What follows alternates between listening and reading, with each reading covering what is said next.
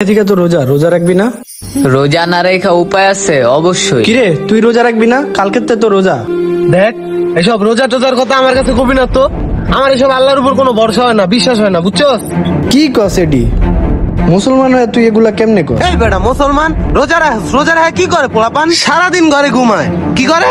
ঠিক মতো নামাজ পড়ে না। রোজা রাখে মিথ্যা কথা কয়, রোজা রাখে সুদ খায়, ঘুষ খায়, সব পাপ কাজ করে নাকি বেটা? তাহলে এই রোজা রেখে লাভ আছে বেটা? এই কারণে কি মানুষ রোজা রাখে না? রাখবে না? দেখ ভাই এইসব জ্ঞান টান দিস না, নিজের কাম নিজে কর। আমারটা আমারে বুঝতে দে, বুঝছ নাই? তোরটা তুই বুঝবি, আমারটা আমি বুঝবো। আর শোন, এত কথা না, তোর যদি ভাল লাগে তুই রোজা থাকবি, সারাদিন কুত্তার মতো না খায় থাকবি, বুঝছ নাই? আমারে কইতে আইস না, আমারটা আমি বুঝবো, যা। বুঝলাম না কিছু। এই বাদ দে, যাক ও যাক। কিরে মামা হয় এরকম কেন? একটা মুসলমান হয়ে এইসব কি ধরনের কথা কয়? যদি আগে এরকম জানতাম আমি ওর লাগে চলতামই না। আরে শোন, বল। ও আগে এরকম ছিল না, ও আগে অনেক ধার্মিক ছিল। হঠাৎ যে ওর মধ্যে এত পরিবর্তন কল্পনাও করা যায় না। কি কস পরিবর্তন? একটা মানুষের এত পরিবর্তন কেমনে হয়? শোন তাইলে ওর লগে কি হয়েছিল যার কারণে ওর এত পরিবর্তন হয়েছে। তানভীর আইতাছে না, এখনই তো নামাজে ডাক দিব ভাগি এনতে। এই আকাশ, ইসিরে দেখা লাইছে। হ্যাঁ বন্ধু। আসসালামু আলাইকুম বন্ধু। ওয়ালাইকুম আসসালাম। কি করতেছিস জায়গা? এ আসছিলাম এদিকে আর কি। চল নামাজে যাই। তুই না কইলেও যাইতাম, কিন্তু একটু কাজ আছে তো, কাজটা শেষ করে আসতাছি। আচ্ছা রোজা আসোস? আসি রোজা আসি, রাখছি আজকে। রোজা যেহেতু আছে তাহলে মিথ্যা তো বলবো না। আচ্ছা বন্ধু ঠিক আছে, তাইলে নামাজটা পড়ে নিস। ঠিক আছে বন্ধু, ঠিক আছে, তাইলে তুই যা, আমি আসতাছি। আচ্ছা নামাজটা মিস করিস না কিন্তু। যাই আমি তাইলে, আল্লাহ হাফেজ। আচ্ছা যা তাইলে।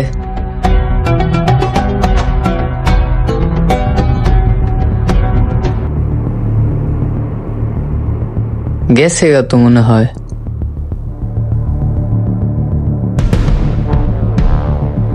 আচ্ছা ভালো কথা, ওরে তো কইলামই না আমি কোন মসজিদে থাকবো। যাই কই আহি।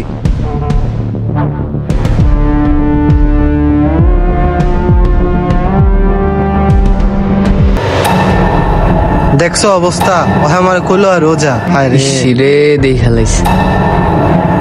সবাই থেকে এরকম দেখতে দেখতে ওর পরবর্তীতে বিশ্বাসটা উঠে গেছে, নাস্তিক হয়ে গেল পোলাটা।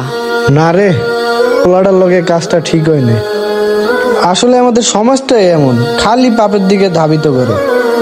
সমাজটার জন্য আজকের আর এই অবস্থা। আমাদের মানুষগুলো এমন কেন? হরে আঙ্গ সমাজটা এরকম, সমাজটা ভালো থাকতে হয় না। বাদ দে এইসব কথা, চল জায়গা। আচ্ছা চল জায়গা।